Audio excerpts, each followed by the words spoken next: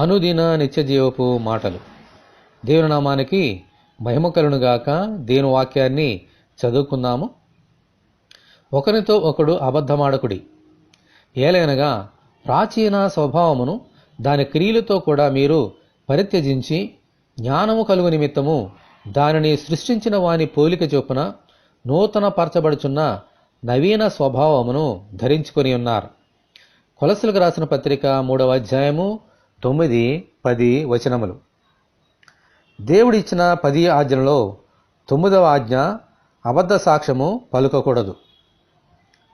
అనగా మన నోటిలో నుండి అబద్ధములు రాకూడదు. మీ మాట అవునంటే అవును, కాదంటే కాదు అని ఉండవలెను. వీటికి మించినది దుష్టు నుండి పుట్టినది అని ప్రభు చెప్పారు కదా. అందుకే సాతాను అబద్ధమునకు జనకుడని పేరు తెచ్చుకున్నాడు. ఆదాము హవ్వలకు అబద్ధము చెప్పి మోసము చేసి దేవుని బిడ్డలైన వారిని తన బిడ్డలుగా మార్చుకున్నాడు. అప్పటి నుండి మనుషులనందరినీ అవే అబద్ధముల చేత మోసము చేస్తూనే ఉన్నాడు. ఇప్పుడైతే మనము ప్రభువైన యేసునందు విశ్వాసముంచడం ద్వారా పాత స్వభావాన్ని, పాప స్వభావాన్ని విడిచిపెట్టాం.